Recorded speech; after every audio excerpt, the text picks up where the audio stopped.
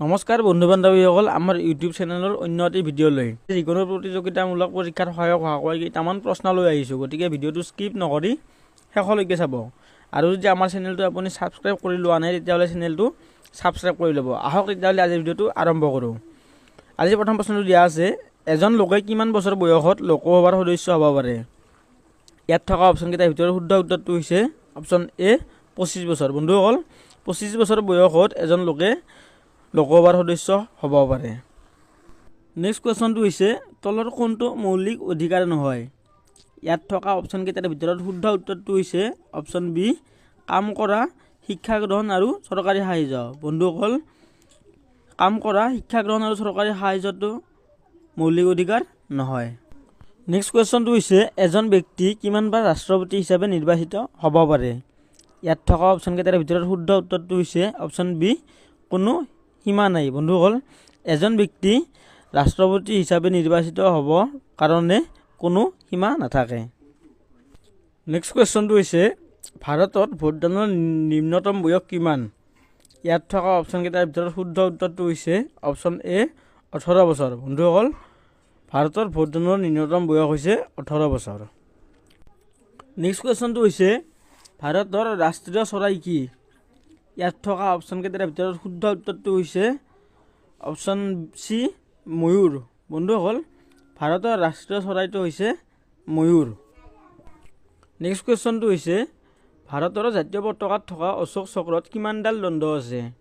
ইয়াত থকা অপশ্যনকেইটাৰ ভিতৰত শুদ্ধ উত্তৰটো হৈছে অপশ্যন এ 24ডাল। বন্ধুসকল, ভাৰতৰ জাতীয় পতাকাত থকা অশোক চক্ৰত 24ডাল দণ্ড আছে।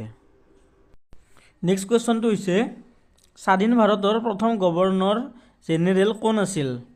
ইয়াত থকা অপশ্যনকেইটাৰ ভিতৰত শুদ্ধ উত্তৰটো হৈছে অপশ্যন এ চি, ৰাজাগোপালাচাৰী। বন্ধুসকল, স্বাধীন ভাৰতৰ প্ৰথম গভৰ্ণৰ জেনেৰেলজন আছিল চি, ৰাজাগোপালাচাৰী। নেক্সট কুৱেশ্যনটো হৈছে, ভাৰতৰ ৰাষ্ট্ৰপতি হোৱাৰ বাবে তলৰ কোনটো অৰ্হতা জৰুৰী নহয়? ইয়াত থকা অপশ্যনকেইটাৰ ভিতৰত শুদ্ধ উত্তৰটো হৈছে অপশ্যন চি, লোকসভাৰ সদস্য। বন্ধুসকল, ভাৰতৰ ৰাষ্ট্ৰপতি হোৱাৰ বাবে লোকসভাৰ সদস্য অৰ্হতা জৰুৰী নহয়। নেক্সট কুৱেশ্যনটো হৈছে, ৰাষ্ট্ৰপতিয়ে ৰাজ্যসভালৈ কিমানজন সদস্য মনোনীত কৰিব পাৰে? ইয়াত থকা অপশ্যনকেইটাৰ ভিতৰত শুদ্ধ উত্তৰটো হৈছে অপশ্যন চি, 12জন। বন্ধুসকল, ৰাষ্ট্ৰপতিয়ে ৰাজ্যসভালৈ 12জন সদস্য মনোনীত কৰিব পাৰে।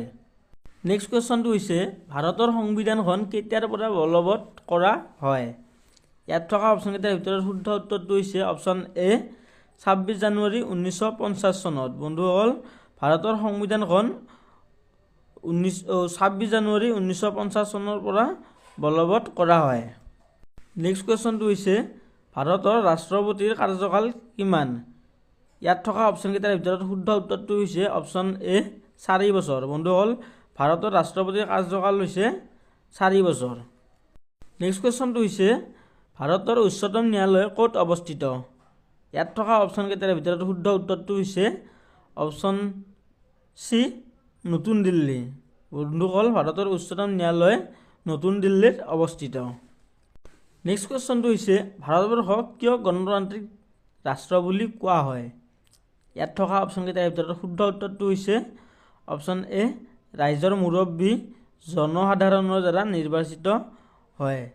বন্ধুসকল, ভাৰতবৰ্ষক এই কাৰণতে গণতান্ত্ৰিক ৰাষ্ট্ৰ বুলি কোৱা হয় কাৰণ ৰাইজৰ মুৰব্বী জনসাধাৰণৰ দ্বাৰা নিৰ্বাচিত কৰা হয়। নেক্সট কুৱেশ্যনটো হৈছে, ৰাজ্যসভাৰ প্ৰথম অধ্যক্ষ কোন আছিল? ইয়াত থকা অপশ্যনকেইটাৰ ভিতৰত শুদ্ধ উত্তৰটো হৈছে option A, doctor S Radhakrishnan. বন্ধুসকল, ৰাজ্যসভাৰ প্ৰথম অধ্যক্ষজন আছিল ডক্টৰ এছ ৰাধাকৃষ্ণন। নেক্সট কুৱেশ্যনটো হৈছে, ভাৰতৰ ৰাষ্ট্ৰীয় সংগীত কি? ইয়াত থকা অপশ্যনকেইটাৰ ভিতৰত শুদ্ধ উত্তৰটো হৈছে অপশ্যন এ, বন্দে মাতৰম। বন্ধুসকল, ভাৰতৰ ৰাষ্ট্ৰীয় সংগীত হৈছে বন্দে মাতৰম।